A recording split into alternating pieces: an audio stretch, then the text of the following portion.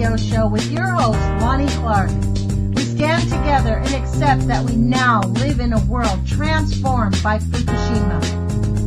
Monday, Wednesday, and Friday from 8 a.m. to 9 a.m. Pacific Standard Time here on UCY.TV radio.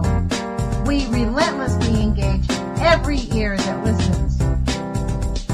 We expose and confront the complete lack of accountability for the nuclear industry. Consider social engineering programs who view our bodies, minds, and souls as assets on a balance sheet. We discuss vital current issues, interview activists, and engage our audience in an effort to allow all voices to be heard. The Age of Fission radio show creates a venue that all will choose. We encourage our listeners to reclaim their power and their courage to take action and save our planet from the ravages of greed and indifference. Our actions matter. Every voice matters. We remind our listeners that happiness is resistance.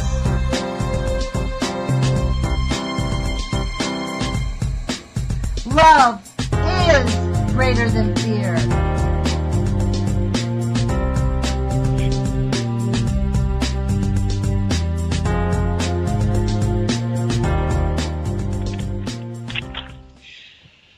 Good morning, UCY.TV radio listeners. This is Lonnie Clark with the Age of Fission radio show. Today is August 17th, 2016. Thank you for joining us.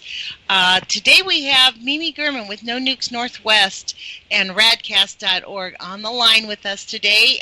Today is our day when we interview activists and people who are making a difference. And true to form, Mimi is out in her garden picking beans while we talk because she feeds her community. So welcome to the show, Mimi. Thank you so much. Thanks for having me back. It's really fun to reconnect with you and your listeners from my little farm. Yeah, it's really nice. How big is your little farm? Like, you live in Portland, don't you? I live in Portland, and we took all the grass out. So we have, the best way for me to describe it is we have about 27 or 25 rows. No, it's more like 19 or 20 rows. And each row is about, I don't know, between 25 and 30 feet. So it's a little mini farm. It's a small little farm. And the rows aren't like uniform. They're all different ways. They curve. In your backyard. Things, you know? In your backyard. It's in your backyard. Yeah, it surrounds the house. Mm-hmm. Wow. And so we pick food, we eat for ourselves, and we do food drop-offs. Not all over the place, primarily at one park. And then if I know that other people are in need, I'll go there. But Portland's really cool because we have, we're pretty well set up on feeding people here. We have food banks. We also have just a lot of different people, like myself, out there bringing food to the people. Yeah, so well, I think that's common in Oregon. Yeah, it's a great thing, and it should be common everywhere, and it's really sad that it's not. And what we do with our food, we don't believe that we should be paying for food. I just feel that good food, healthy food should be free. So we grow extra food, a lot of it, and we give it away. And people are like, wow, it's free? And yeah, it's free. It's supposed to be free. It's a different concept. And people are shocked that you want to give them food. It's the same thing with my garden. I have, this. We were talking about this before we went on the air, that how in Oregon, I am from Los Angeles, essentially. And my only other city I lived in really was the French Quarter in New Orleans. So I really have been in a city most of my life, right? So when I came to Oregon, it was really kind of a very different culture here. But at least in Eugene, everybody has a garden. Like every person has, even if you live in an apartment, you have little pots out on your garden. Everybody here grows food, and that's what we do. Is one person, unless you have a family, a big family, you always have too much food. So you do need to give it away. Like you have to give it away. Like I have greens in my backyard and celery that's growing practically year-round and tomatoes that pop up. I don't even plant them, and the tomatoes now just pop up by themselves. Then you have to give them away. And it is actually, but here, at least in Eugene here, and probably in Portland, like there's food banks. There's Food for Lane County here where I go give them all my vegetables. I, put them in and drop them off, and they'll take them. So you're saying you go to a park and give people free food? Yeah, there's a park that I was introduced to. It's called Dawson Park, and I was introduced to Dawson Park by one of our revolutionary leaders here in the Black Lives Matter movement. Her name's Teresa Rayford, and she started a movement here called Don't Shoot Portland. And it was after Michael Brown got killed and by the cops. And we all met at Dawson Park and had gatherings. We learned our rights. We had lawyers come in and talk with us about know your rights and how to fight back and how to survive if possible. And I got to know this community really well. So I just continued to go there and support the people who hang out in that community at the park. And I just show up with big buckets of food. Wow. And it's gone in about 5 minutes as soon as I get there. Everybody is excited about it. And I get, marriage proposals in the process, which is just fun. Well, that's good. They probably want you to cook for them, too. Give them free food. They do. I've gotten that too. Well, that's the interesting thing. But that's such a beautiful thing. And this is one of the things that, here, we are working ourselves actively engaging to do all we can to close the Columbia Generating Station here in the Northwest and to make people aware that radiation, you can't see it, can't feel it, can't taste it, can't smell it. It's there. We're all Fukushima people. I mean, I was telling you, here in Eugene, I've had people look at me like, oh, you're the Fukushima lady, aren't you? And I'm like, the last time somebody said that to me, I used to kind of smile and say, yeah, I want to tell people about it. And the last time I just snapped and I said, we're all Fukushima people, dumbass. I was like just mad about it because really, people don't get it. They can pretend that it is not happening, but frankly, Fukushima is far worse than it used to be almost 6 years ago now. And we can pretend as much as we want. What I know in Portland, specifically to Portland, is that our background radiation level has gone up since 3/11, since Fukushima happened, has gone up 161%. Oh my gosh. That's background. Yep. What do you mean background? What do you mean by that? Could you explain that for our listeners when you say background? Yeah. Background is ambient readings, so this isn't your dose rate. This is just what's in the air around you, and you can't escape it. So it's not something that, to not make it too complicated, it's just everywhere, and it's called background. It's also called noise.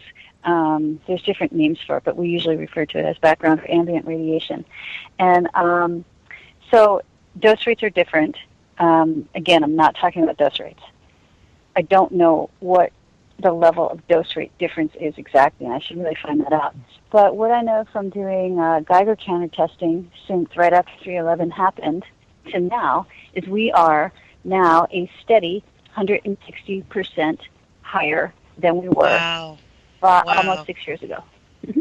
So what that does mean is that the cancer rates are rising, and they are rising, and they'll continue to rise because we're just at the beginning, we're just at the tip of those cancers presenting themselves. That's right. Cancers present themselves in certain order. Children get cancers first. Women get cancers next.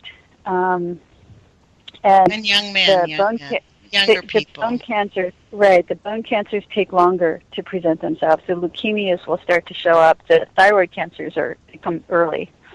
So we're just starting to see all this. Oh, also the rate of heart disease and heart attacks and quick deaths from heart failure. That's going to be on the increase too. And sterility. Because really what we're going to see is this generation of kids who were 7, 8, 9, 10 years old, and they're heading into, in 10 years from, 2011, like in 5 or 6 years, we're going to really start seeing that. And what's interesting is, they're sort of, I really believe that this whole Zika virus scare is a cover-up for the radiation from all the uranium mining that's going on in the South and the increase in radiation exposure. Like even in Key Biscayne, there's a leaking nuclear power plant where those women have had microencephaly. So, and they're just out there. Are you talking about Turkey Point? Yes. It's outrageous, and yet that's where they showed the women that had the microencephaly. I mean, anybody can do this. Well, the other part, just dealing with microencephaly, the highest rate of microencephaly is in Yakima, which is in Washington State, which is on the river of the Columbia, which is, just miles from Hanford, and all of the waste that came in from Hanford, plus the releases from CGS, from the Columbia Generating Station.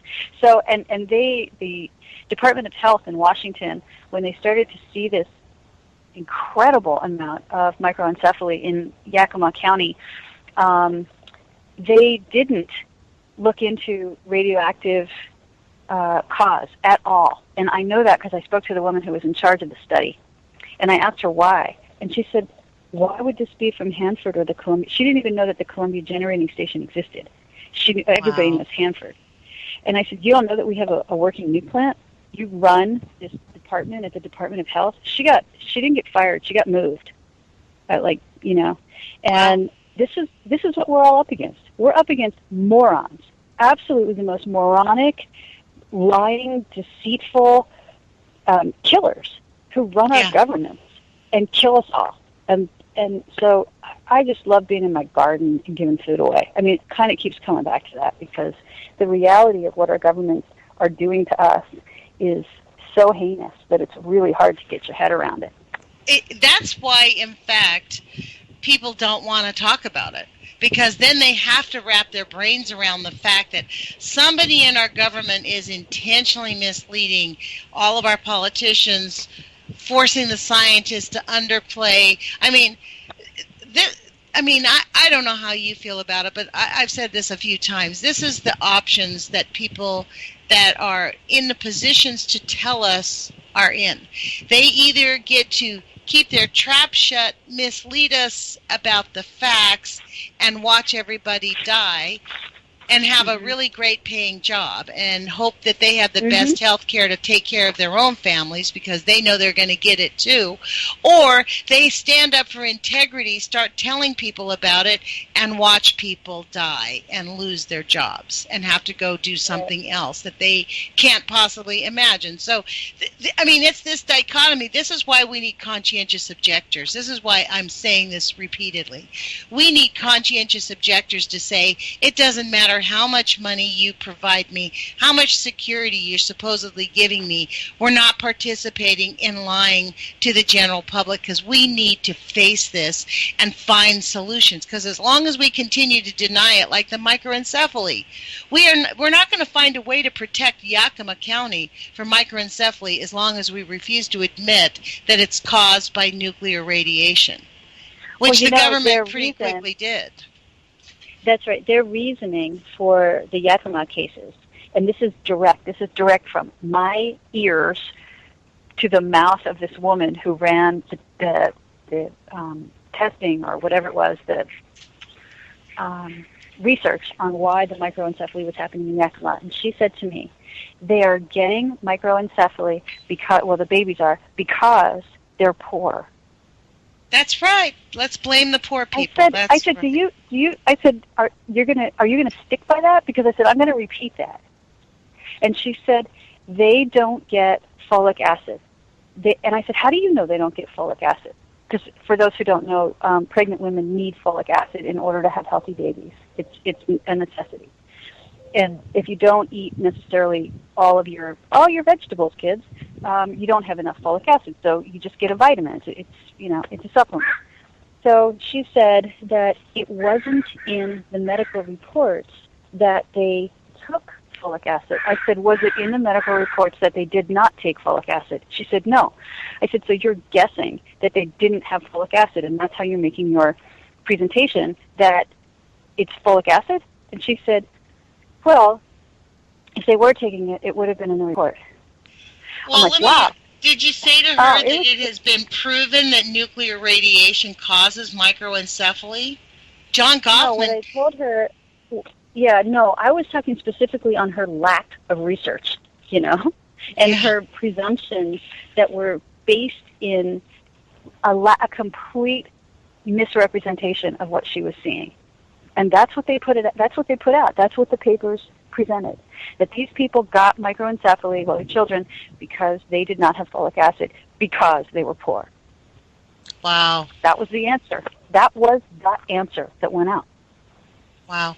Well, let's blame the victims once again. Let's make sure that the victims are the reason. Yep. I mean, it's the same thing what they're doing with the Zika virus. They're out there spraying. I mean, this contaminant that they're spraying, God knows what it's going to do to the babies in utero. I mean, the children in utero. And then they can blame the contaminant and not blame the real root cause. And the reason, I mean, let's be really clear. This is why. We started the show talking about why people don't want to talk about it, because then they have to change what they do. It's exactly the same thing with these government agencies. If they admit the facts that nuclear is a failed experiment that is poisoning the entire planet.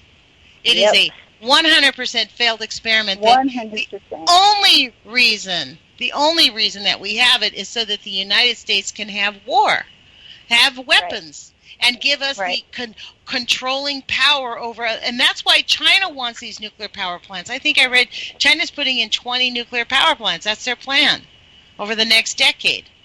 So it's not about energy. It's not about any of that. It's about war, and murder. I mean, literally, it is. I honestly, Mimi, obviously, I'm on the radio 3 times a week. I have no idea how people can just ignore this. I know it's a futile exercise calling our elected officials, but I still do call them and poke them in the eye. It's actually not necessarily, something that does not work. I've experienced watching pressure on certain politicians work. It doesn't work all the time, but it can work. I think that's the thing. It's not about it does work, but it can work. And we never know when we're going to hit the tipping point when it does work, So I encourage it. They do not they don't know anything, but if they get bombarded with phone calls, they know a lot. And they tend to heed the call if people take the time to make them. So I do encourage it. I think that it's a good thing to do. Well, there's this whole thing that talks about government influencing how taxpayers' interest in what the government does has zero impact on it. But I think that's because very few people actually contact the government. I mean, we have and to be honest, this election is pretty much making me believe that our vote doesn't matter, that it does not matter one iota what we want or where we go. And I'm really close to. I agree. I personally am one of these Dem exit. I've been a Democrat all my life, and I am stunned to realize that we live in a country with one fascist party called the Republicrats. They're all exactly alike. It doesn't really matter. And I'm voting. I decided this. It's kind of a protest vote. I'm voting for Jill Stein just to poke him in the eye, because they've set the bar for Jill Stein to be at the presidential debates. You have to get 15% of the vote to be in the next presidential debates.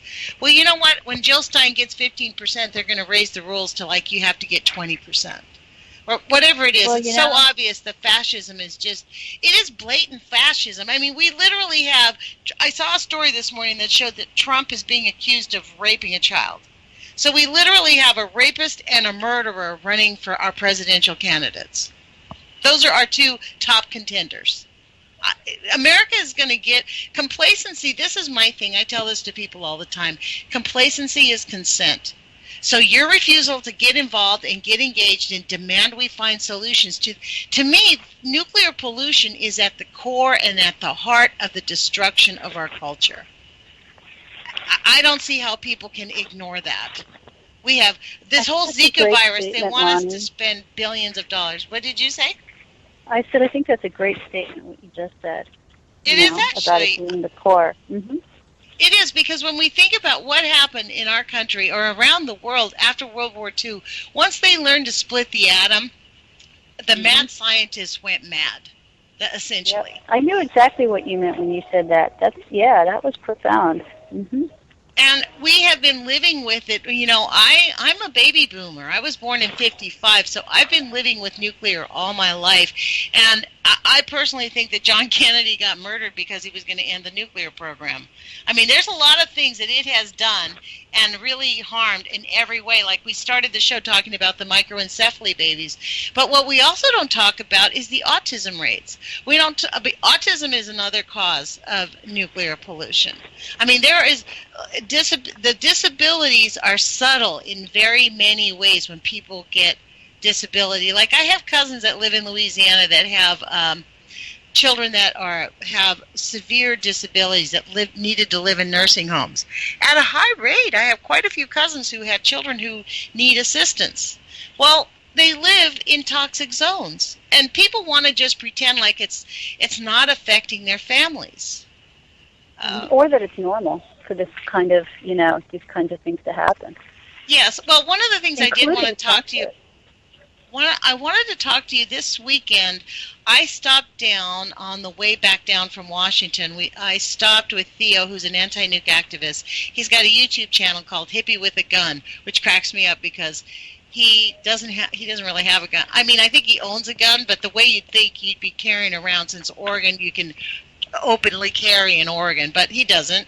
But we went down to Trojan. Is that right? We can openly carry in Oregon? That's how much I know about guns. Yes. Is that right? Yes. Wow. Yes. Oregon's an open carry. Yeah, there was a huge story up in Portland. Some black guys tried to open carry, and they got attacked by the police. Oh, right. No. I know that I was at a protest recently where I was at Don't Shoot Portland protest, and this guy who is a known, just basically he's just a pain in the ass, like, I don't know, I hate liberals, something like that. He pulled a gun out because he feared the people around him, though he came to the rally.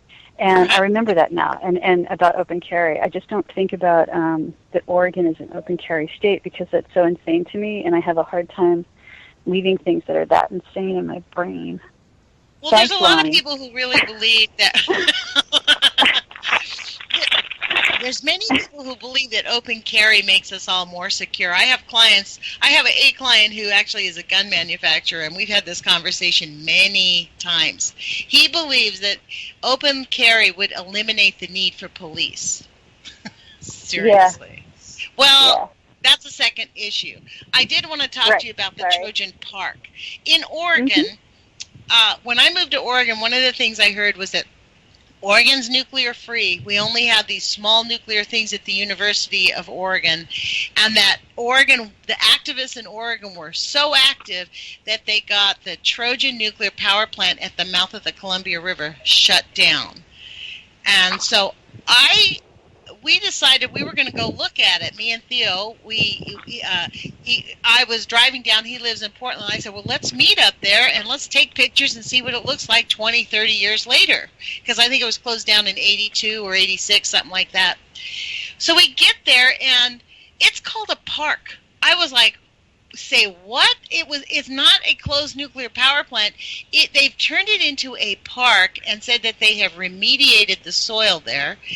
And honestly, if I had not been covering St. Louis, I would not have recognized the nuclear power plant. But from where we were at the park site, because you arrive and there's like a little pond in front of this other building where you have to drive down the dirt road to get to it. And then the other side is the river. So, but they built these little man-made ponds in back of it, I guess, to put the water, right?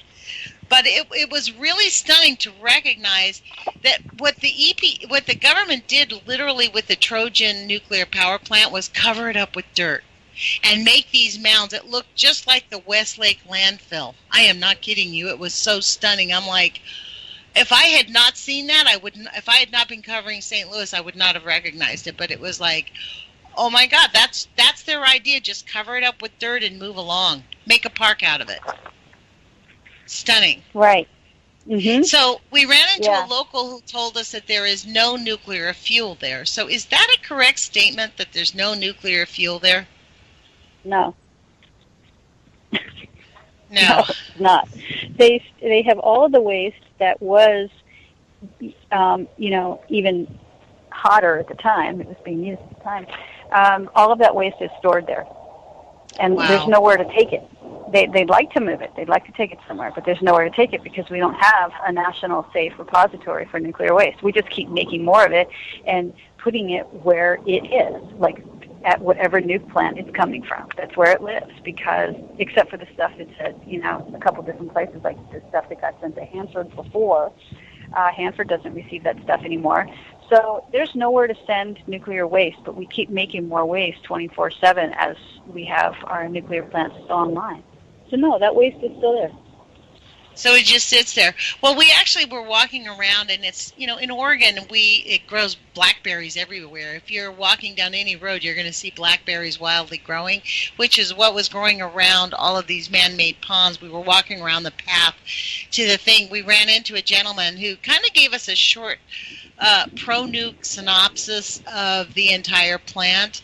But while we were taking pictures, we actually saw mutated. And I would suggest that everybody start doing this. Look at your plants a little bit closer. Start looking at your berry plants and any type of plants that you have in your garden for mutations, because then you'll see exactly, because the plants are beginning to show signs. It takes a good long while. That's what I thought I would look.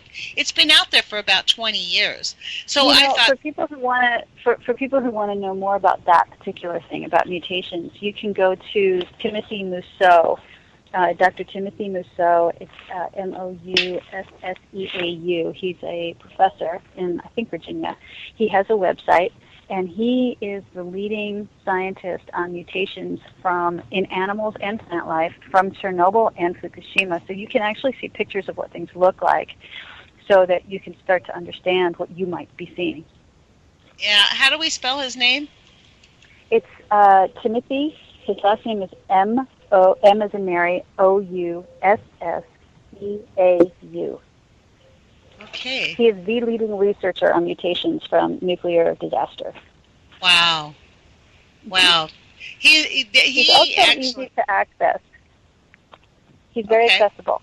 Well, maybe I'll have to reach out to him and ask him to join us on the show. That might be a great idea. Yep. Because I just, he's the person, is he the one that did the report we read last year that there was like one bird or a few birds in Fukushima, like the census on birds is dwindling? Is he that same person that did that whole series? He is. He's the one who started all of the information on all of this.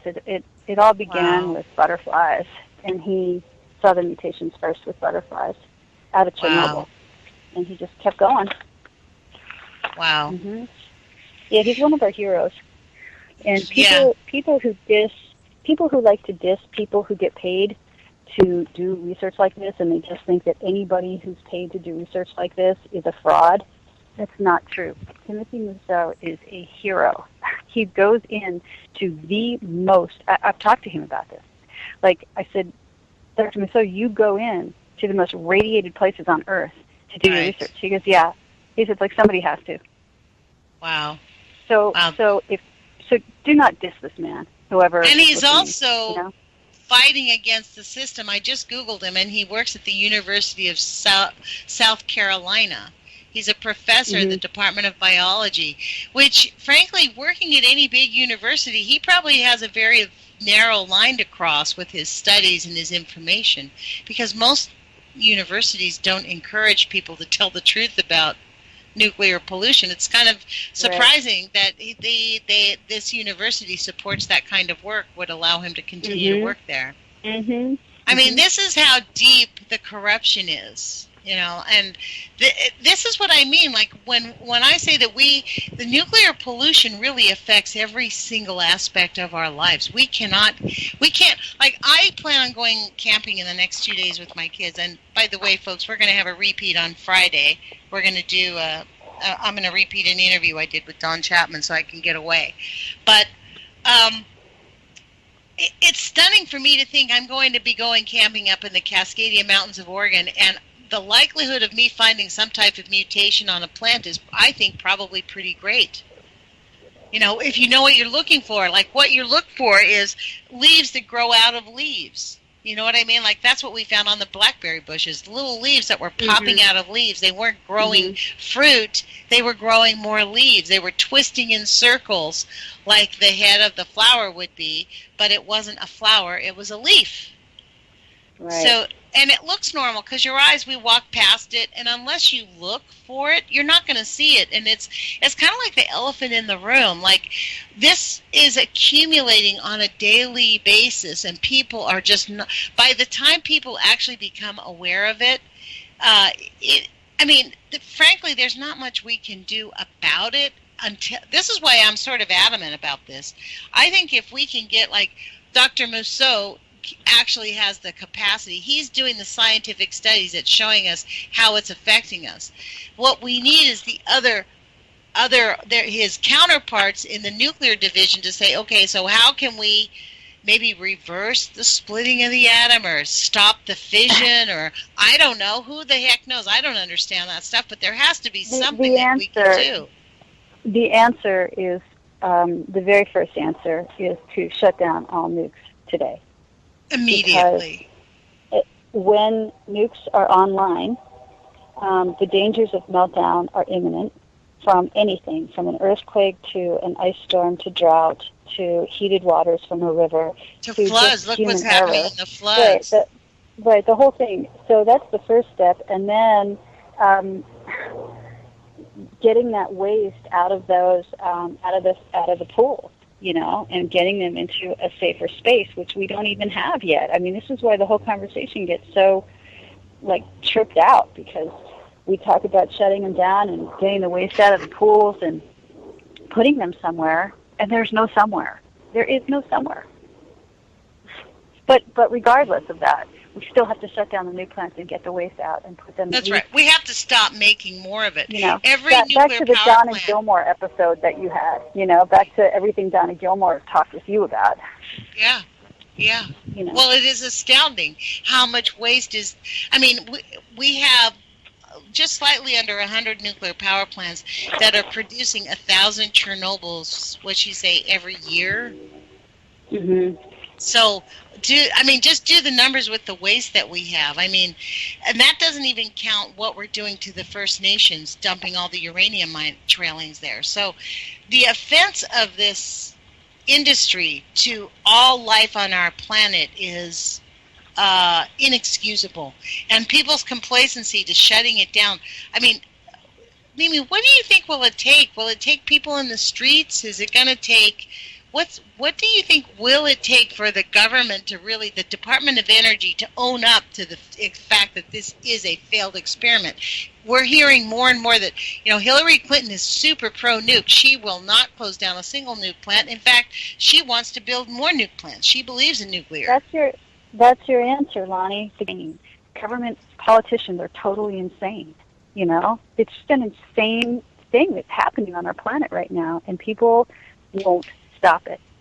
So it comes back to the discussions that Guy McPherson has with people about near-term human extinction, and what do you want to do now? Well, I also want to help shut down nuke plants. You do. I think that's not noble.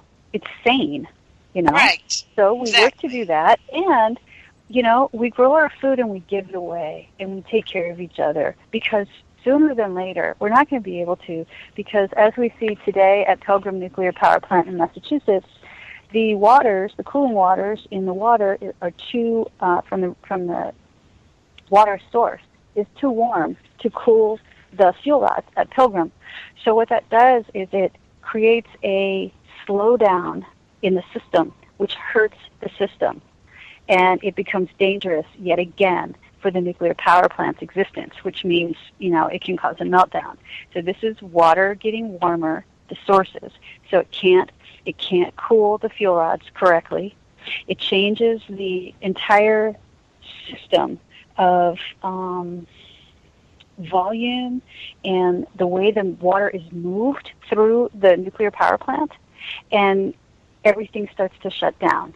This is happening everywhere. Last year on the Columbia River, which is the source of water for the Columbia Generating Station that you and I are usually talking about, the waters were so warm that it killed 250,000 sockeye salmon before they were able to get back for spawning.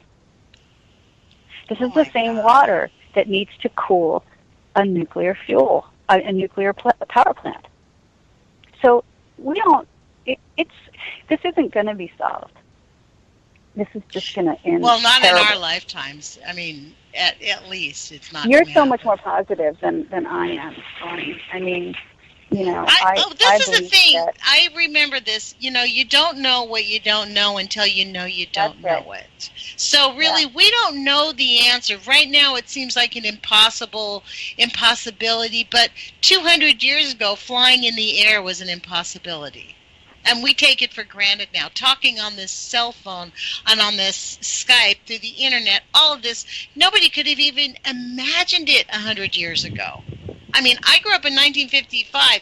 I was a little kid in 1960. My first job, I worked at a bank, and I remember being shocked when my boss told me, one day we're going to have cards. We're going to have little plastic cards like a credit card to use for money instead of us giving out cash. We were shocked. Now, that was like in their late 70s, right? And look where we've come. We just take it for granted. So I am an eternal optimist on this, but I know this as a fact. From being a child abuse survivor, you cannot solve a catastrophic problem by ignoring it. The only time you start to face these really horrible events in life is by looking at it, facing it, and deciding, okay, what's it going to take, because we have a big mountain. I mean, that's from the perspective of a little kid who grew up in a house that felt like a prison. There was no end for me. I felt like when I was 7 years old, I was suicidal. So, you know, to me, I relate this to the same thing. Like, it looked like I could not become a decent human being and a decent adult, that my life had just been trashed before I was even born. I refused to give up, and I refused to participate in the complacency of, oh, well, that's the way it is. That's how it's always going to be. No, and no. All of us are here on purpose. Our spirits, our life, we interact with the universe. We're not an accident. Our energetic level, our love. I really believe that love is the greatest power on this earth. We can move literally mountains. We hear about stories all the time. So this is why I love the idea of you growing food, because when we share and give, it increases our capacity to love. Love is an exercise. It's a verb, you know? It's not just about growing food. It's about giving it away for free and taking your enslaved notions about capitalism, just removing all of that from the process. And saying, I have you have to buy you food. Need food. I'm going to give you food, you know? Right. That's right.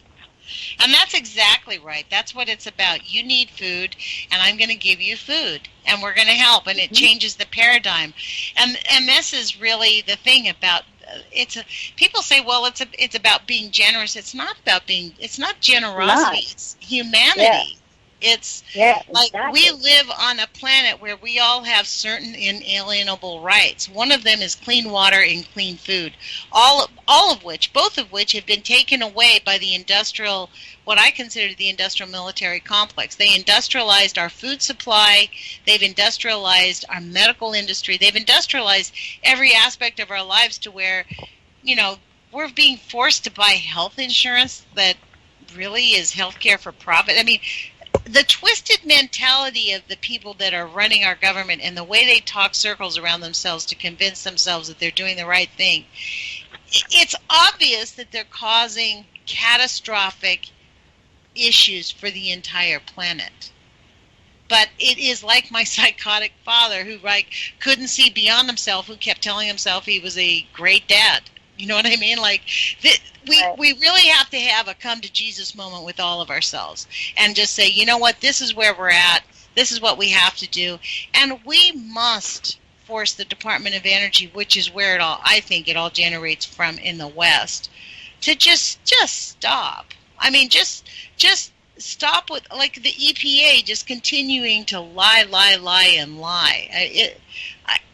I don't know what it will take, but if there was millions of us out there clamoring, they would listen. They would shake in their boots, frankly. So, I don't know. So, Mimi, could you share with us a little bit more about what you've been up to in terms of other activism? Because I know that you're an activist up in Portland, and you do other things other than your movement to close down the Columbia Generating Station. Well, yeah, I can, and I will, but I wanted to go back to Trojan for another minute because I wanted, we're talking about people and what people can do. Well, there's another aspect that I look at with people, and I've said this on your show. I think that there are so many people who have just, I don't know why, but they were not nourished correctly, and they're just bad. They're truly bad. And this is an example. I was asked to come, this was like 2 years ago, I was asked to come speak about how the government is lying to us about radiation to, like, I don't know, kind of like an Elks Club sort of thing. And so I went, and there was a guy there who led the meeting, and he was a manager at Trojan before Trojan closed for years. And he said to me, do you want to have a tour of Trojan, that he could get me in to do a tour? And I said, I really want to see the nuke casks, the waste casks. And he said, okay. And he has a friend who is a security guard there. Unfortunately, the day that we went, his friend wasn't working. It was a different security guard who wouldn't let us through so I could go see that, which was a bummer. However, I had my Geiger counter with me, and I kept asking this guy questions, like, because I saw a vent, like a sort of like a sewer vent or some kind of, it looked like an air vent in the ground next to the plant. And it made me think, what happened to all of the equipment that blew the air through this? So I asked him, and he said, you don't want to know. And I said, why? And he said, you just don't. And I said, well, what was that connected to? And he took me on a whole, I know about new plants at least enough to have a decent conversation with an engineer about them. And he took me on a journey through the nuke plant and the filtration system and the air system and, all kinds of things. And we got back to the day that Oregon decided, I don't know who made the decision, somebody made the decision that the tower, that the whole plant was going to need to be, like, blown up and taken down so nobody would see it anymore. And I said, what did you guys do with the materials that were so radioactive? And he said, some of it went to Hanford. And I said, okay, I figured as much. What about the other some of it? Where did that go? And he said, if I tell you, I will never cop to telling you. I will never say that it was me. I will say that you are making this up.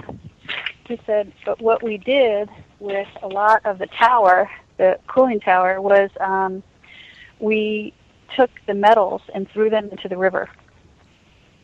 What? I said, you did what? He said, we threw them into the river. And I said, oh, my God. And I said, and you did that because? He said, why do you think we did it? I said, because you were furious that you all lost your jobs. He said, we hated anti-nuclear activists. And we hated that we had to do this and take down all of this. And we hated that we were losing our jobs. So we said, fuck it, and tossed so much of the metals into the river that were highly radioactive. I said, do you have any idea how that raised the temperature in the river? He said, yes. And I said, how much did that raise the temperature in the river? He said, by 2 degrees. He said, that will never go down. Mm-hmm. He said, if you went out with, I don't know, I don't know how deep the river is. I don't think it's all that deep right there. If people went out with detectors of some kind to locate metals at the bottom of the river, he said, you'll see them there. Wow. So these are people who did this. And so my have lied about it. human That beings, literally, they lie to the locals about what they've done. The man that we ran into there, who was a local, he lived there since 1982, assured me that there was no longer any nuclear. The only real harm was in those pools of water, because the thing was designed to circle the water back into itself so that none of the river would be contaminated. That's what he told me. Wow. Yeah. So they just threw big pieces of the nuke plant into the river, and it's still down there. I mean, no doubt that's part why we have the at the mouth of the Columbia River is one of the largest dead zones on the planet. No doubt. Yeah, he said if people went to look for this, they would find it. Oh my gosh. So wouldn't it's still radioactive 20 years later, right? I mean, if we were to radioactive for 250,000 years later, you know. But it's sitting at the bottom of the river, warming up the entire river, in and out. It's right at the mouth of the Columbia River. Yeah. Yeah, I mean, like, it's hard for me to even repeat the story because it was just, and he was serious. I mean, so that is portions of a nuclear power plant are buried at the. This is why the Columbia River, all up and down the Columbia River, it's not just from Hanford, it's from Trojan. It's part of the ventilation system. That's where when we talk about CGS leaking and we talk about the radiation going into the air, it goes out of the vents. So it's the vent system. It's the pipes for the vent system that had all that radiation going through it. That's what is in the river. Wow. Yeah. Wow. That is really, really stunning. Like, that's just shocking. And they know, but the Department of Energy must know this. They couldn't not know that. Don't they keep track of all their inventory? I don't think they keep track of anything, and yes, I agree that they probably do know. I think they know a hell of a lot more than they ever will let on to. Well, we know that. If they know about this, I don't know. I think that I don't really know how you hide it. The biggest tragedy is that they were allowed to blow up any visual that there was a nuke plant there in the first place. If they weren't allowed to blow it up and make it seem like nothing ever was there, they wouldn't be able to have had a park there. That park wouldn't exist if they left the structure standing, the dome. This was the other thing that shocked me about that place. It's run by General Electric. If you click on the website, like when I went to the website, it directs you to the General Electric website. I mean, I actually had to go out of it a couple times. I thought I was making a mistake. So this is the shock. This is treated as if it's a regular national park, but it's not. It's actually a nuke dump site. What you just told me has me completely dumbfounded. I'm beside myself. That's why I didn't tell you yesterday. I wanted to save it for you for the show. Thanks. I mean, yeah. They think that they really, I mean, they knew what they were, did they not believe that nuclear is harmful? Do they not believe that? They believed that what they had was one of the safest nuclear power plants in America, and they were being made to take it down. And so going from, let's say it was, okay, let's just say it was, and then all of a sudden it's gone, and these people are pissed off, what do? They dump radioactive materials into the river.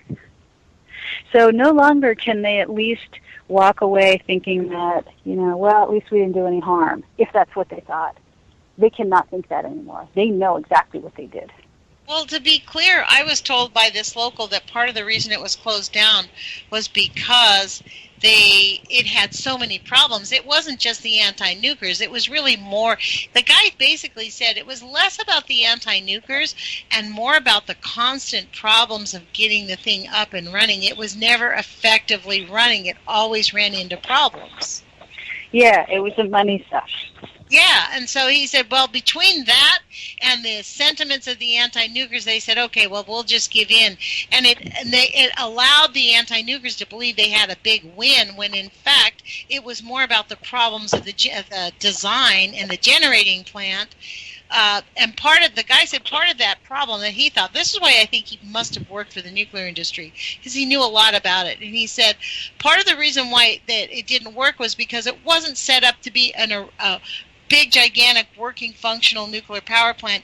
It was set up to be kind of a smaller one, and it was really promote the nuclear energy and show people how great and easy nuclear energy is. And then they couldn't build a small one to make it work, so they scrapped it. So then they went on to big ones, I guess, right? Well, like you said, it's a completely failed experiment on every level. And every single level, it's failed. They've tried and tried and tried to make it, work for them because they believe in it, And really, that's just bullshit, too, because we all know that nukes are for war. We've just changed the messaging, and the messaging is nukes supply cheap, clean energy for your house. That's the message. It's just a message. It's not real. What's real is nukes are for war. That's what's real. But find somebody, Joe Schmo on the street, who, lives in Washington, and they'll tell you that, or anywhere, and they'll tell you that, well, yeah, I think we do need nukes because it's cheap energy. It's the messaging. It's clean and green. It doesn't produce any harm. Well, it's like that lady that we talked about earlier in the show, that woman who was looking into microencephaly. John Goffman and Arthur Tamplin did unequivocal scientific data. We don't need to rehash scientific data over and over again when it has been proven that it causes microencephaly. Period. That's what it causes. But for a woman who's in the health department to not even been informed, she has. She didn't even know we had a nuke plant. Right, exactly, and that's an intent. It's kind of like me, though, Mimi. I mean, I'm guilty of that myself. I grew up next to San Onofre my entire life. I thought it was an observatory for the military. Do you know what I mean? Well, it's the messaging. Mission accomplished. I guess that's what mission accomplished really meant. Yeah. It's meant to work. There's a reason that nuclear energy has the most amount of money going into it from our government from the war machine. Yes. They have so much money dumped into it. And that's right. Yeah. Isn't it something like more than 90% of our energy budget goes into nuclear? I don't know.